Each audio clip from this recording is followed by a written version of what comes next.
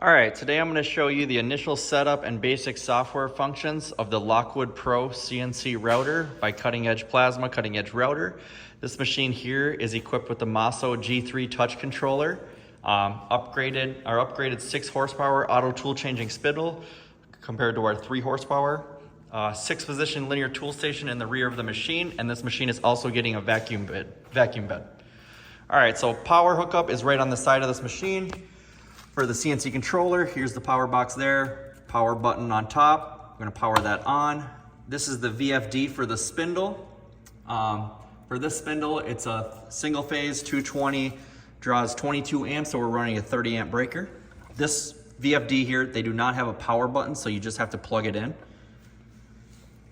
All right, so now come over to the software once it's loaded up. So there is a password on here.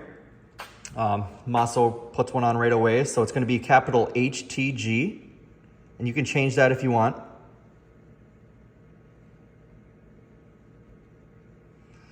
So right at startup, it's going to ask for an e-stop and a home. So what you're going to do, here's the e-stop down here. You're just going to push that in, then pull it back out to reset that. And now let's home the machine. So what we're going to do first, we're going to go to the jogging screen. So we're there right now. We are in step mode. We're going to bring it over to continuous, bring the feed rate up, and then we're going to jog the Z-axis up. Bring that a little faster.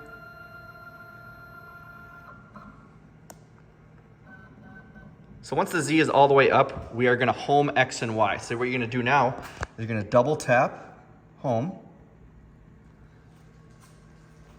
It's not with these proximity sensors, it's going to come over, home in this corner of the machine. It's going to do X first and then Y second. This is very important on the startup of your machine, especially when you have an auto tool changing station in the rear, so it does know exactly where those tool stations are.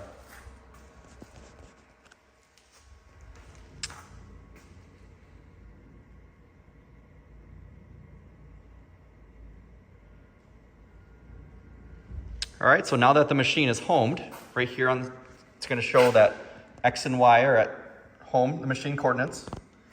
Now, basic jogging of this machine. So right now we are on the F3 jogging screen. So there's 2 different modes, step mode and continuous mode. In step mode, if you need to get to exact position, you can change the increments here.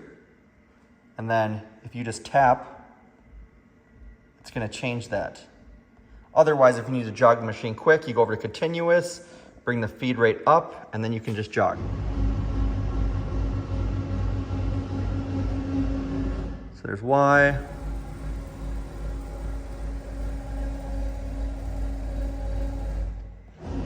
Bring it back. So that is just simple jogging of this machine. Now we'll go step through step. We'll go back to F1 setup. Now in F1 setup, it's going to ask for a password again. It's HTG, capital HTG. And there's not too much in here that you will have to mess with. This is what we go through when we configure each machine, depending on which spindle, what motors we're using, all that stuff, whether it's auto tool changing. So there's a couple things you can edit in here as far as, say, lubrication. Double click on lubrication. So right now this machine is set up to notify you after 6 hours of lubrication. There isn't too much on this machine for maintenance. A couple things down here on the gear rack. This is going to be a dry graphite you're going to use. Linear rails on the side. These are enclosed bearings. They do not take any grease. Rigid rails across the gantry. These do have Zerks on them. They take a lithium grease. So we have it set up right now to grease these every 6 hours.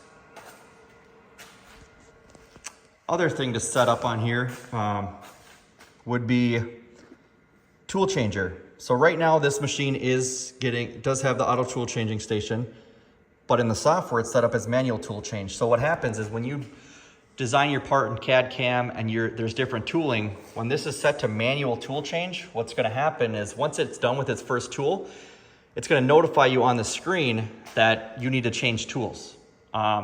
Versus if you have a tool changer set up, which this one is a linear tool station, you can set it up all in here. Linear tool changer will double click that. So right now this one has 6 positions, 6 slots right through there. And then what you would do to set that up, which I can make another video on how to do that, is you would home the machine and you would jog over to each position and type these coordinates in.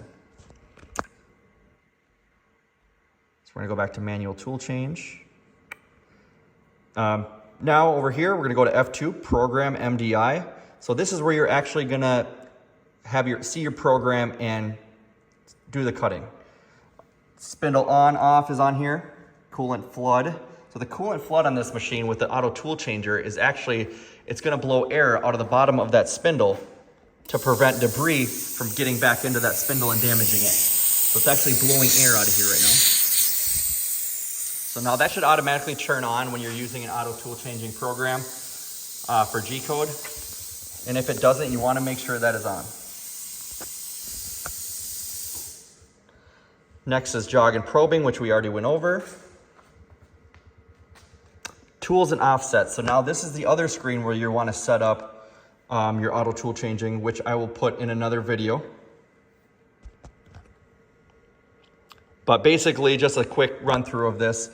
Tool numbers. So right now, we have 4 different tools in here, and these are just tested, and then you put what slot these are in. So basically, when you're in your CAD CAM software, you're going to pick a tool number, and then when you have that tool number, depending on which bit it is, you will come over to the machine and pick which slot that tool is in, so then it knows exactly where to go. Because you're gonna more than likely have more than 6 tools for different programs. And then you would have the name of them as well, whether it's a 1/4 inch end mill, 3/8 end mill, whatever you're using.